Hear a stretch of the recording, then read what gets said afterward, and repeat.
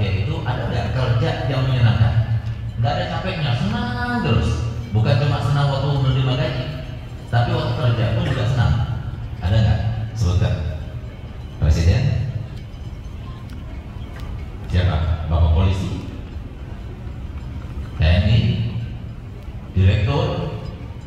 Ownernya perusahaan yang besar? Nggak ada, semua kerja capek. Semua kerja capek. Masalahnya ini kita semuanya bekerja. Karena kita masih di dunia, kita bekerja untuk apa? Satu yang kita cari. Apa itu? Ridhonya Allah Subhanahu wa taala. Yang laki, yang perempuan semua cari ridhonya Allah taala. Hal karena itu, jadi kalau kita itu marut atau tidak jelas kerja kita ini, maka yang terjadi itu adalah kerugian demi kerugian. Apalagi kerja kita itu kemudian mengambil kerjaan orang lain atau bercampur dengan kerjaan orang lain. Saya tidak jelas. Kalau seumpama dibiarkan, akhirnya dia dapat dua kerjaan, lebih melelahkan lagi. Nah, itu yang terjadi sekarang ini. Nah, oleh karena itu satu yang harus kita ketahui sekarang ini, nggak ada kebahagiaan yang terkait dengan dunia. Kalau seumpama ada kebahagiaan terkait dengan dunia, saya katakan yang paling berhak mendapatkannya adalah Nabi Muhammad. Kenapa? Alam semesta ini tercipta karena Nabi Muhammad. Kita semua ini tercipta karena Nabi Muhammad. Surga neraka ada karena Nabi Muhammad. Tapi bagaimana kehidupan Nabi Muhammad? Coba hidupnya Nabi Muhammad itu kalau kita lihat di sejarahnya, dengan ukuran kita bahagia itu seperti apa? Nabi Muhammad bahagia? Bahagia Nabi Muhammad? Terkait dengan dunianya, rumahnya cuma 4 meter persegi. Kalau seumpama Imam Abbas itu menjelaskan ketika dibongkar rumah-rumah Nabi yang berjumlah 7 rumah, ketika akan terjadi perluasan masjid, subhanallah, aku sempat masuk ke rumah itu. Ketika aku masuk ke rumah itu, ketika aku berdiri, lalu aku angkat tanganku itu sudah menempel dan menyentuh kepada atap rumahnya Nabi Muhammad SAW. Tinggian mana sama rumah kita? Luasan mana sama rumah kita? Lalu kita merasa tidak bahagia. Ini Nabi Muhammad SAW.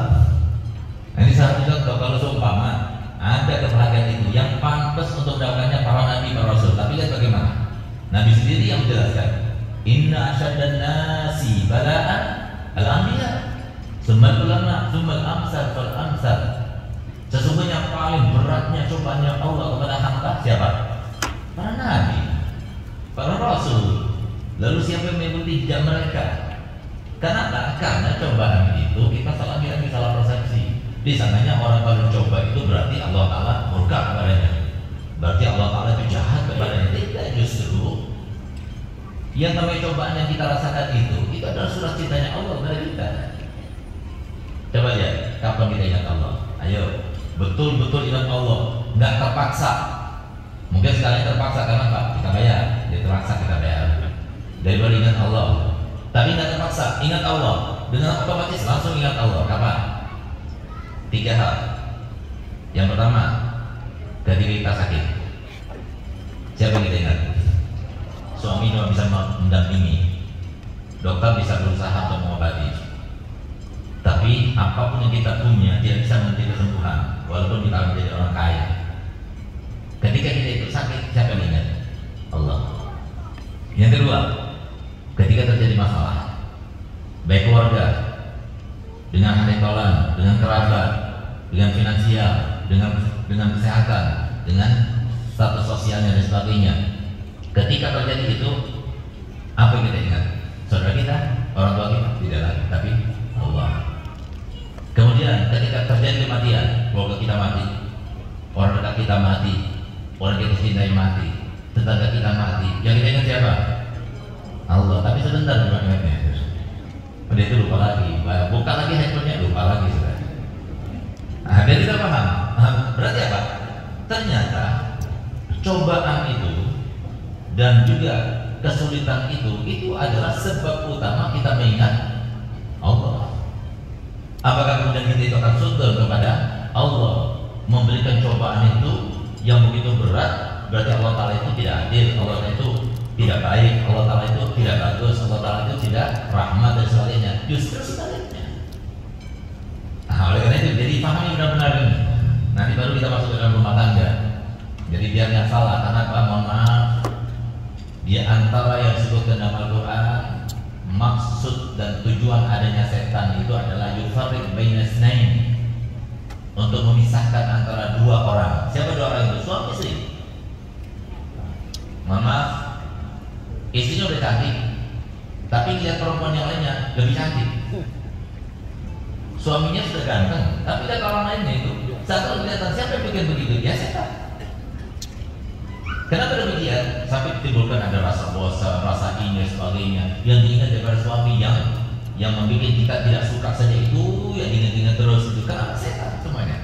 Tujuannya apa? Supaya kita bahagia hidupnya. Karena kita selalu resepsi. Karena itu kita kawin bukan untuk mencari ridha Allah, tapi kita kawin untuk mencari kebahagiaan. Kebahagiaan nggak bakal dapat, nggak bakal tuntas sampai kita meninggal, nggak bakal bahagia. Nggak ada orang yang bahagia dengan kehidupan rumah tangganya, nggak ada. Tidak Nabi, tidak Rasul, tidak Nabi kita Muhammad, semuanya. Tapi yang dimaksudkan oleh Nabi Baiti Jannati itu adalah kalau seumpama kita mencari dalam rumah tangga itu adalah ridhonya Allah SWT, maka Baiti Jannati itu, rumahku itu menjadi sarana untuk mendapatkan ridhonya Allah. Di saat itulah rumah itu akan menjadi Baiti Jannati. Tapi selama kita masih mencari kebahagiaan itu pada pasangan, baik pada suami atau pada istri, maka jangan berharap kita akan mendapatkan kebahagiaan. Kenapa? Karena suami mempunyai cobaan sendiri, istri mempunyai cobaan sendiri, semuanya sama-sama bekerja. Padahal kita itu sama-sama mempunyai keyakinan al-masyhul la yusyhul, orang yang sibuk tidak akan disibukkan lagi. Bagaimana kita akan menuntut seseorang yang sudah sibuk untuk memberikan sesuatu yang kita inginkan? Dia sibuk. Nah, jadi kita bicara logika ya. Kita bicara logika, jadi pikirkan baik-baik. Ini yang terjadi sekarang.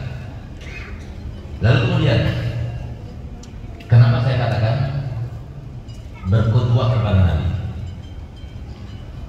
Karena Nabi kita Muhammad SAW itu adalah sebuah percontohan.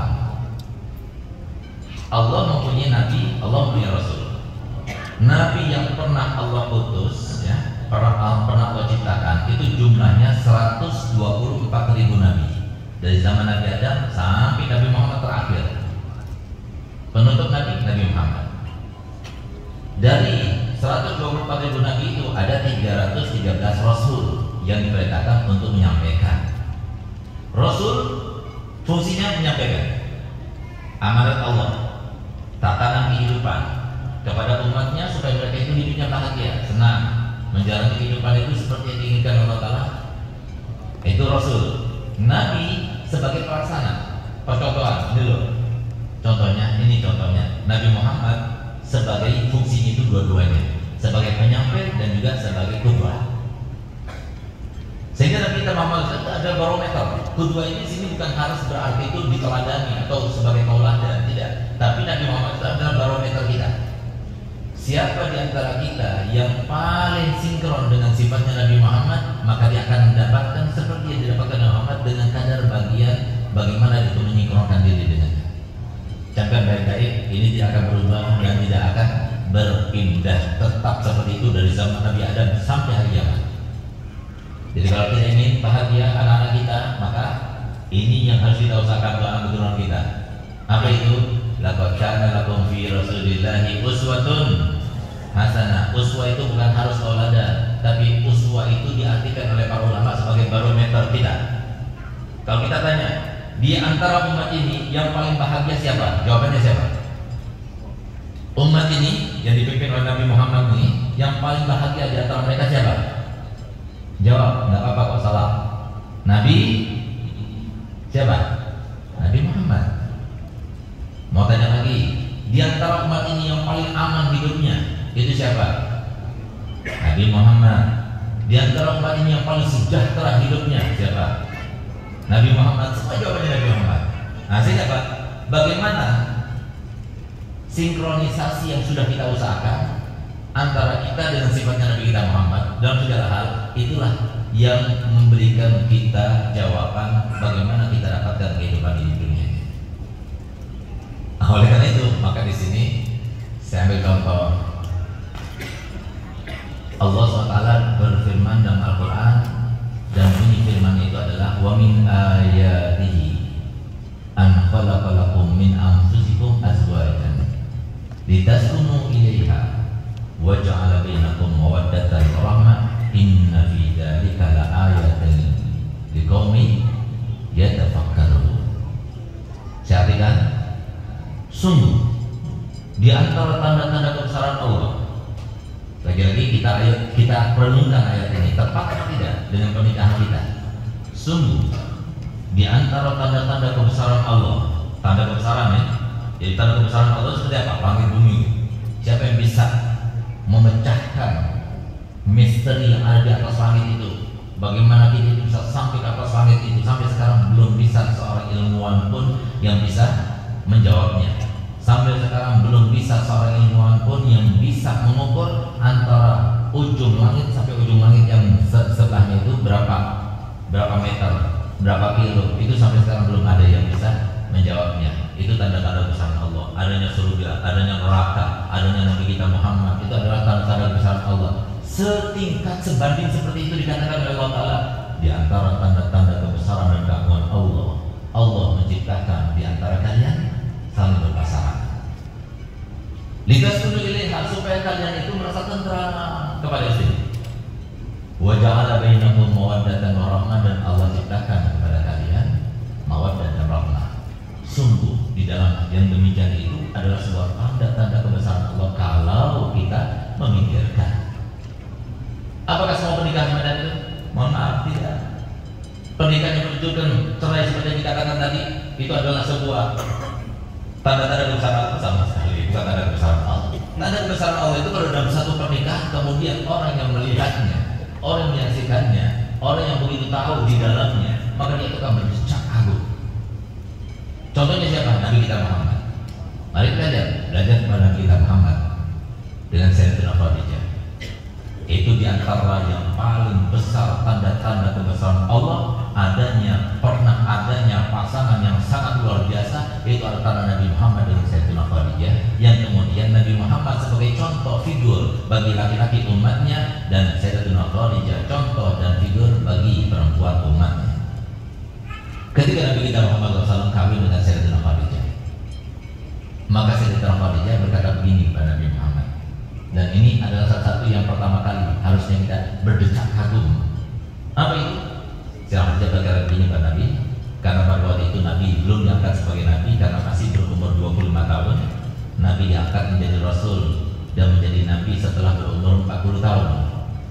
Kata Sayyidatina Khadijah, ya Muhammad, sekarang engkau telah menjadi suamiku, maka mulai saat ini rumahku ini adalah rumahmu, hartaku ini adalah hartamu, dan aku adalah budak perempuannya.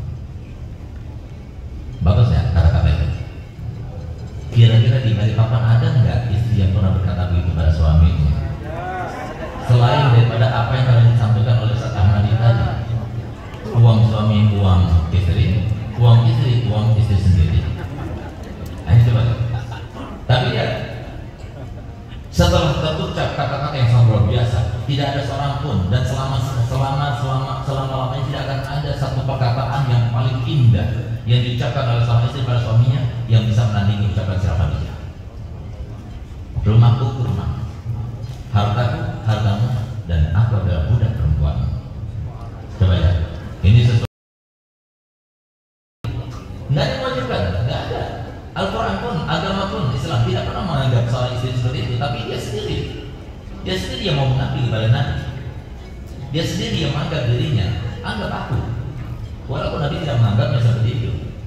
Tapi lihat, apakah Sayyidatina Khadijah kemudian dia itu cuma ngomong doang seperti orang sekarang ini, yang banyak ngomongnya tapi tidak diiringi dengan perbuatan dan tidak dipraktekkan. Kita lihat, Sayyidatina Khadijah adalah wanita yang sukses, bangsawan, wanita yang cantik, walaupun umurnya 40 tahun pada saat itu, tapi yang memintanya, meminangnya bukan hanya mereka yang berduda, tapi yang jejak pun juga banyak menjadi Khadijah.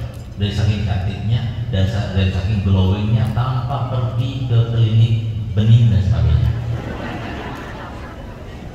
Ini kenyataannya seperti itu. Sayyidatina Khadijah. Sehingga apa?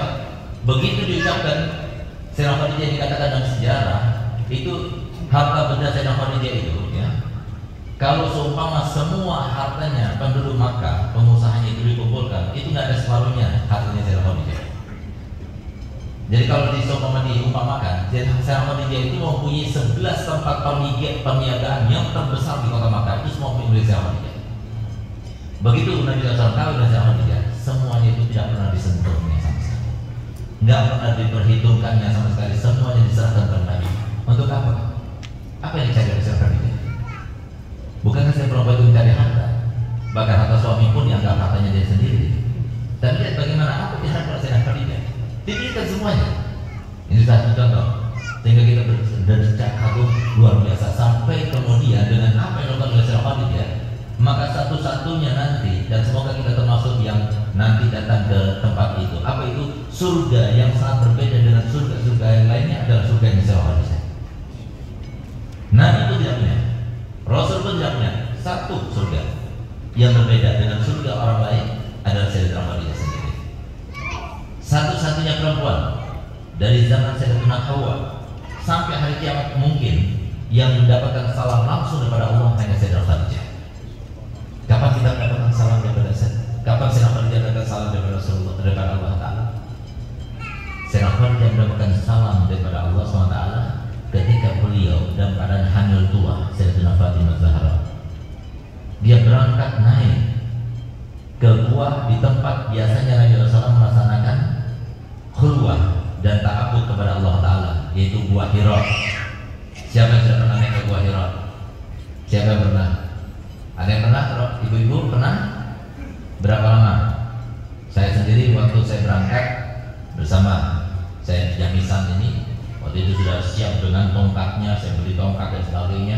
Ayo kita biar enggak fadi, biar enggak biar kita mengisi perjalanan kita itu, kita isi dengan baca roti hajar sama roti atas. Insyaallah sampai sana sudah selesai. Oh iya, bismillah. Udah naik kita. Jadi sampai berapa menit sudah nggak mampu kita bicara. Kenapa? Ngos-ngosan. Nggak ada terus sampai ke atas nggak sampai selesai. Roti hajar nggak selesai, roti atas nggak selesai. Karena kita nggak bisa bicara. Nafas yang tersenal-senal gitu. Saya nampak pada waktu itu dalam keadaan hamil tua. Datang naik ke atas sana hanya untuk memastikan Nabi Muhammad dalam keadaan sehat dan untuk membawa makanan untuk Nabi Muhammad. Nabi Muhammad punya anak-anak kecil, siapa yang mengurus? Siapa dia sendiri. Nabi Muhammad punya kewajiban tanggungan kepada anak-anaknya, siapa yang mengurus? Sayyidah Khadijah yang melangkah sebagai seorang ayah menggantikan Nabi SAW. Demi apa? Demi untuk meraih ridhonya Allah Subhanahu Wa Taala. Kemudian suatu waktu pernah Sayyidatuna Khadijah radhiyallahu anha didatangi oleh tetangganya yang dulu pernah bermitra dengannya, sehingga dia itu mendengar bagaimana keberhasilan dan kesuksesan Sayyidatuna Khadijah yang sangat luar biasa itu. Ternyata semuanya itu begitu saja diserahkan kepada Nabi Muhammad sampai kemudian jatuh tidak punya. Sehingga mitra kerja itu datang kepada Sayyidatuna Khadijah dan berkata begini, apakah kau bahagia bersuamikan Nabi kita Muhammad SAW? Apa jawaban Sayyidatuna Khadijah? Jawaban yang sangat luar biasa, yang lagi-lagi kita itu berdecak kagum kepadanya, dan semoga kita termasuk yang berjumpa dengannya kelak. Apa jawaban Khadijah? Demi Allah, selama ini tidak pernah terpikirkan dalam pikiranku bagaimana aku bisa bahagia